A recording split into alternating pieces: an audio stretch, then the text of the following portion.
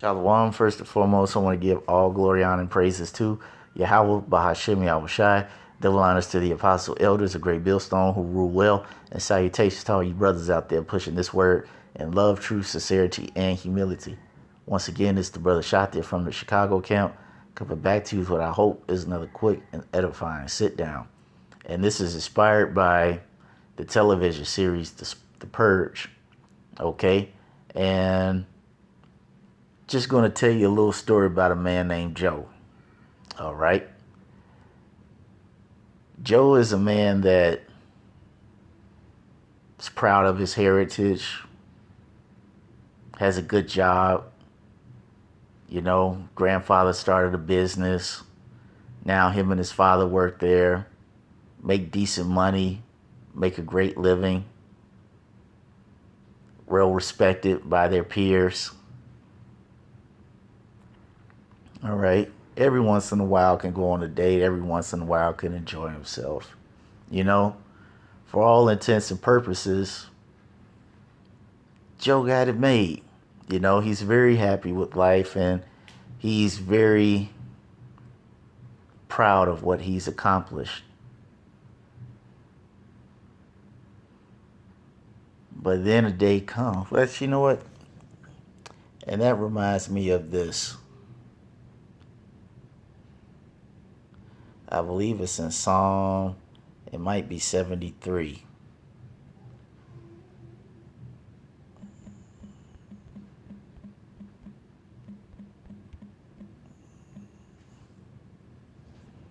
Or is it 75? Yeah, 73. It says, "They are not in trouble as other men, neither are they plagued like other men." All right? Because Joe is an Edomite. And so, for the most part, life has been pretty good to him. You know, in all respect and purposes, he's accomplished what many people would say is the American dream.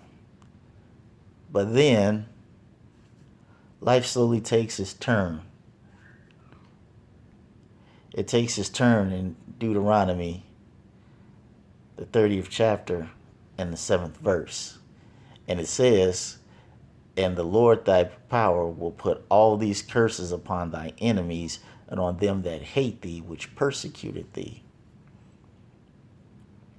So as Joy is living it up, enjoying the fruits of his labor, proud that he's accomplished the American dream, all of a sudden a new management comes in. And she tells him that, "Sorry, Joe, we're closing the factory down. Everybody's fired, including you." Joe says, "Well, we have families." She said, "I can't help you." He was like, "What about our pensions, our 401ks, our health insurance?" She's like, "Sorry, I can't help you."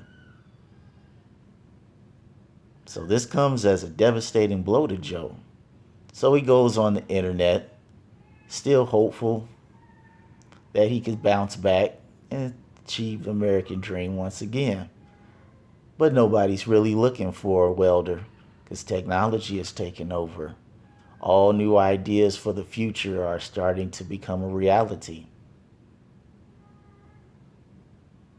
Joe eventually tries to branch out on his own and start his own enterprise, but nobody's willing to give him a chance. Nobody's willing to give him a loan. And anybody that's willing to do something for him, they're only doing it so they can screw him over. Right? So Joe gets discouraged, and now he gets to a point in his life where he's getting desperate because bills are piling up. He doesn't know how he'll afford his home, how he'll get food, and take care of his father who's sick. Not only that, he ain't getting no play from women because he's broke.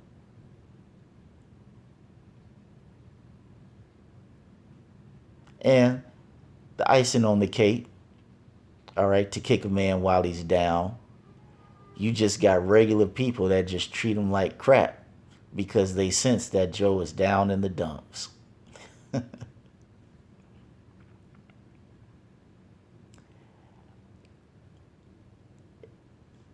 And this happens so much to the point where now Joe begins to question, is everything that I believed in a complete crock of shit?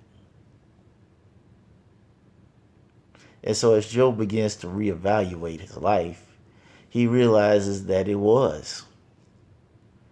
And that no matter how much you try to do the right thing and pull yourself up by the bootstraps and make something for yourself, there just comes a point in time where you can't do things the fair way. You can't be nice to people. You can't plead with them. You can't do it through the court system because it's all rigged or all set up. So Joe's last option, his only option, and the conclusion he comes to is to purge. That's why we're going to go. I believe it's in Isaiah 32.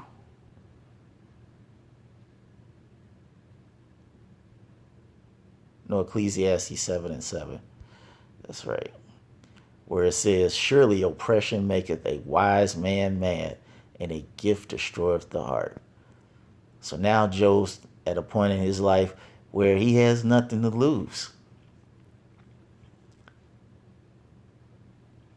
So now you have a man reborn, ready to take matters into his own hands by any means necessary. And this little story of Joe is very symbolic of the people here in America. It's funny that his name is Joe because what do we call the everyday person here? Average Joe, or Joe Blow, or Joe Six Pack. All right, Joe is symbolic of you people here in America. A man that has come over and so-called lived the American dream, who pulled himself up by his bootstraps and made something of himself. All right, it's the third generation of being a welder, doing good for himself, can have what he wants. Life is grand. Until it all turns around one day. And see, that's what's happening with a lot of you Americans here. You've enjoyed the delicacies of draconian law. You've enjoyed being the first hired, last fired. You've enjoyed not being harassed by the police. You've enjoyed having functional families, so on and so forth. Now we get to the point where these things are being taken away from you via the boogeyman. That's why we're going to go to Isaiah 10:1, where it says, that was 10:1. I put 1:1, but that's okay. Isaiah 10:1, it says, woe unto them that decree unrighteous decrees, and that write grievousness which they have prescribed. Because this boogeyman has been used as the scapegoat to take away your house, to take away your food, to take away your entertainment, to take away traveling, to take away your ability to see your family.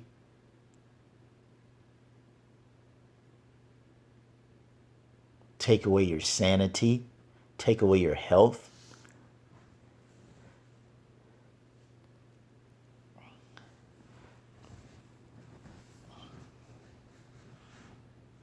All these things have been designed. All this legislation has been passed due to the boogeyman. Now people are feeling the effects of it.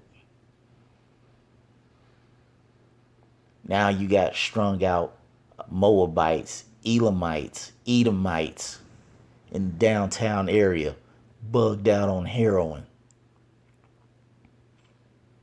Now you have shops closing, bars closing, restaurants closing.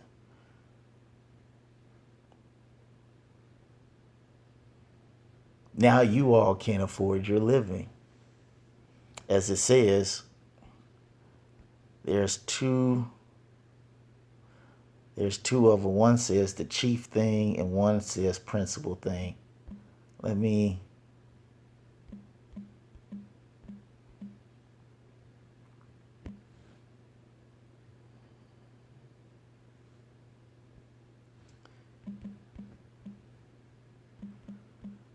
get the chief thing first.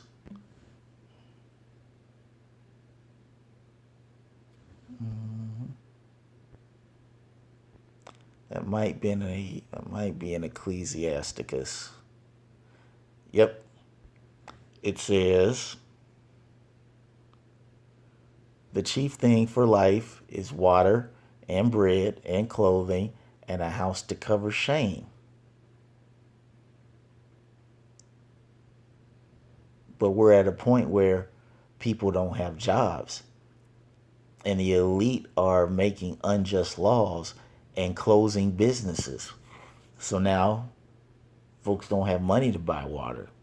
They don't have money to buy bread. They don't have money to buy clothes.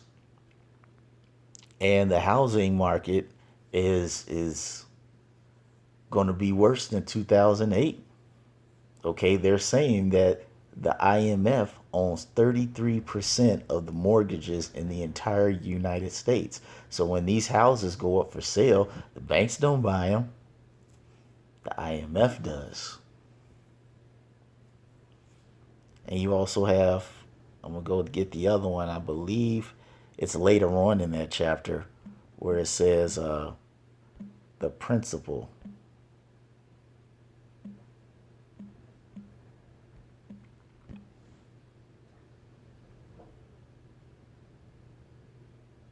Yep. Ecclesiastes 39.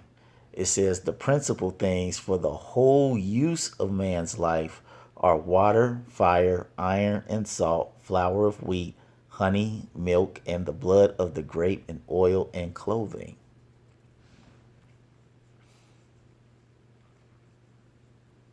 The things that men take pleasure in, the things that men can do to feed themselves and make a living off of. All these things are being taken away from the American people. And now you all are so frustrated to the point where now you're drinking, can't get a date, so now you're sexually frustrated because these bitches are telling you you're broke. No man wants to date you because you ain't got no money. Stuck living in your parents' house, or you got to go back to living with your parents and you damn near 50 years old, or you're 20 years old and you realize that you'll never have a job.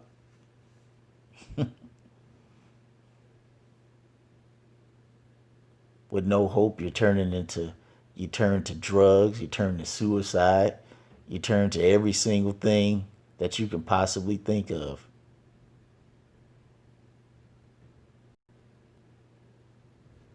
That's why it says, what is it?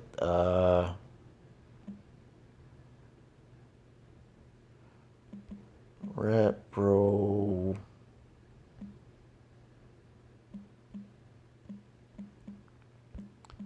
Reprobate mind.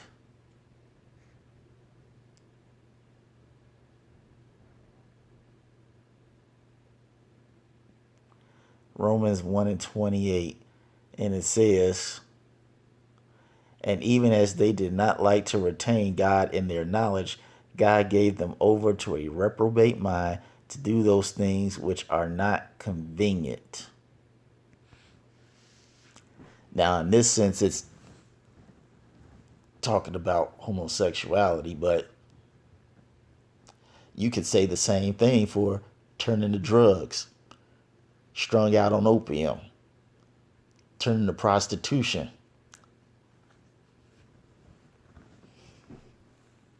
robbing people, so on and so forth.